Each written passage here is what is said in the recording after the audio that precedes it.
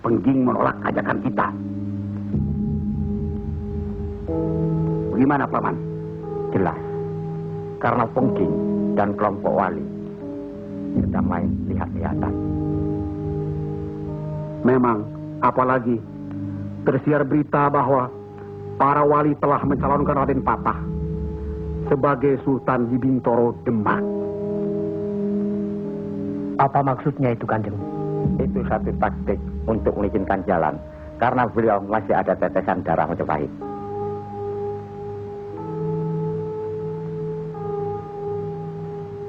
Ki Ageng Pengging juga masih ada darah Majapahit.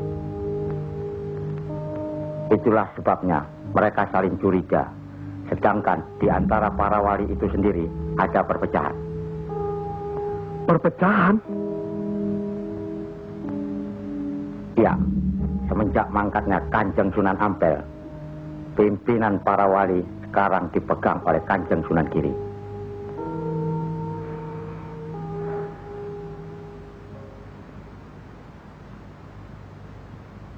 Saya tidak mengerti mengapa Dimas Sunan Kalijogo menggunakan ini.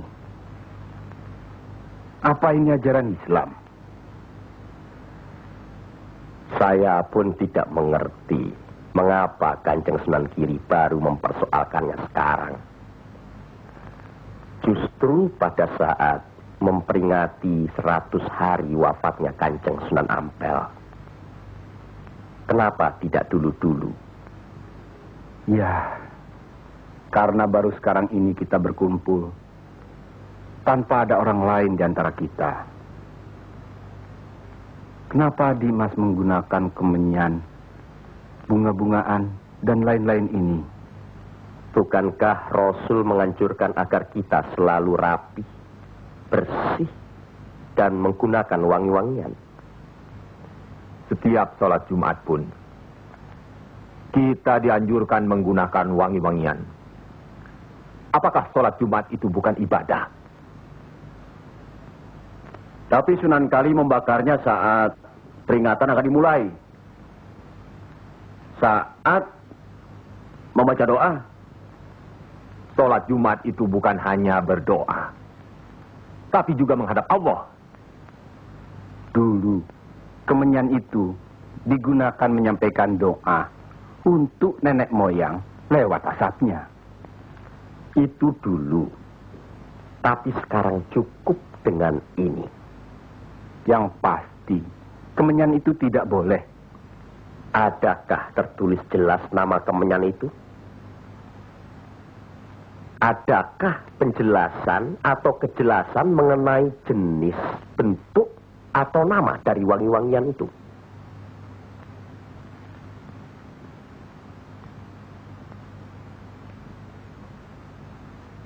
Kalau orang Jawa menganggap kemenyan, setangki, bunga-bungaan itu wangi, apa salahnya kalau mereka menggunakan?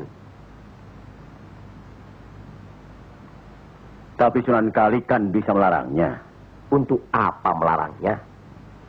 Untuk apa kalau cuma membuat mereka tersinggung dan kemudian kita tidak berhasil mengislamkan mereka? Memang Sunan Kali lah yang selalu lain cara pendekatannya kepada rakyat. Tidak ada cara lain, Kanjeng Sunan Giri, selain mendekatkan hatinya, sentuh perasaannya, sesuaikan dengan kebiasaannya, yang kemudian setelah mereka merasa cocok, sesuai, lalu kita rubah sedikit demi sedikit. Bukankah kesemuanya itu telah kita musyawarahkan terlebih dulu? Tapi ingat, janganlah merendahkan martabat Sunan Wali dengan berpakaian mulung seperti itu terus-menerus.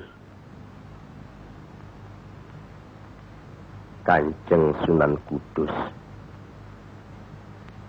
kita punya budaya sendiri. Gunakanlah itu.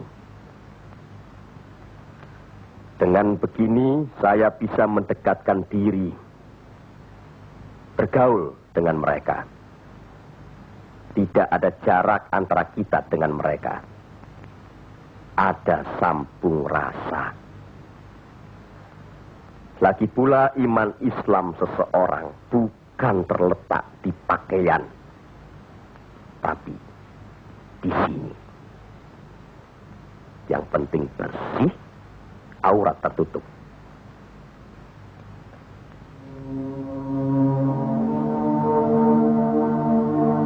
Hari ini, setan-setan sedang bertengger di dada sedulur-sedulur.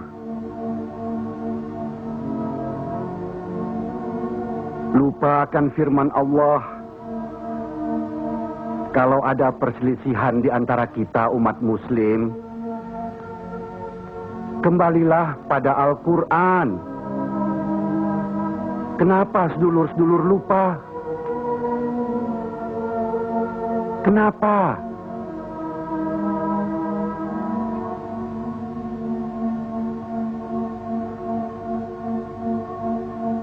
Maaf Kanjeng Sunan Giri.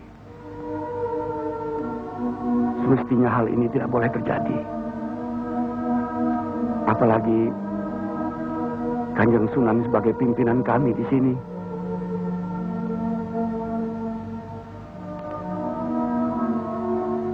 Kita harus ingat akan bahaya Islam yang berpusat di Pengging,